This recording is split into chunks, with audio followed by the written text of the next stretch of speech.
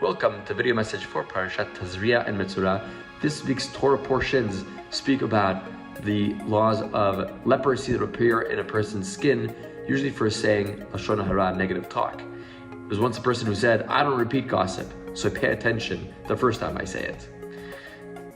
The Kotzker Rebbe once said that there are many Jews who are very careful to make sure that everything that comes into their mouth is not only kosher, but glatt kosher. If only they were careful that everything that comes out of their mouth should be not only kosher, but glatt kosher as well. The mouth is a two-way street, just like you have to make sure that what goes into your mouth is kosher, make sure also what comes out of your mouth is kosher. But King Solomon says it best. He said, Chaim v'mavet beyad halashon. Life and death are in the power of speech. Which means that not only should you use your speech, not use your speech for negative things, to kill someone, mavet. When I say kill someone, you could kill their reputation, you could kill their self-esteem, you could kill their standing in the community, you could kill their friendships, their relationships. Not only shouldn't you use it to kill someone, you should think of ways to use your speech to give life, because the power of speech is so great that you could give life with words. And I'll tell you a story about this. In 1946, one of the Holocaust survivors was the Baba of a Rebbe, Rabbi Shlomo Halberstam. He lost his entire family in Europe and came to America to live in the Upper West Side of Manhattan. And as a young man, he was not yet the Rebbe of thousands of followers like he later was, but he wanted to help refugees come to America, and there was a strict quota on how many immigrants could enter the country. So he phoned the office of the congressman responsible for his area, Saul Bloom, who was a Jew, and he was on the Foreign Affairs Committee, he was on the Committee of Immigration for the Justice Department. He tried to get an appointment, but they said, he's fully booked, only 6 months down the line could you get an appointment, you have to travel to Washington for it. So he waited, finally traveled down to Washington. He slept on a park bench because he didn't have money to put up in the hotel. He waited the entire day to be called into the office until finally we called him in, and he walked into Saul Bloom's office.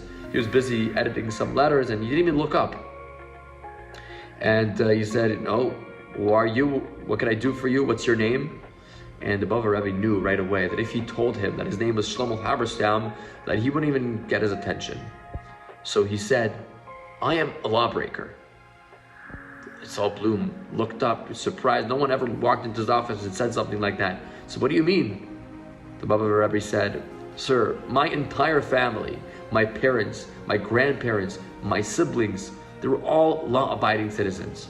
They followed the law in Germany, and the law in Germany was that a Jew had to be taken into the camps, into the gas chamber, into the crematoriums to be killed.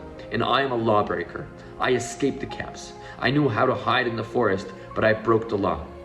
And that's why I'm here today. At this point, the congressman had his attention, and the Rebbe continued. He says, there are laws that only a certain amount of Jews can come into this country. But our brothers and sisters in Europe, they're living in DP camps, they're malnourished, they need refuge, they need homes, and I'm asking you to help bring more Jews to America. He was so moved by the Rebbe's words that the Rebbe started crying, and the congressman started crying together with him and said, I will help you. And he became one of the strongest advocates in Congress for bringing more and more refugees, and that is his legacy until today.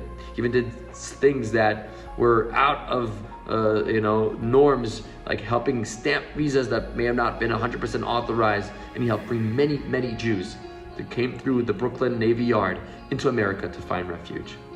Achayim v'hamavet b'yad halashon. Every word that we say could give life, or God forbid, the opposite. This portion tells us to make sure that not only we make careful that what comes out of our mouth is kosher, make sure not only that we don't say negative things, but also empowering words, words that build, words that give life. Wishing you a Shabbat Shalom.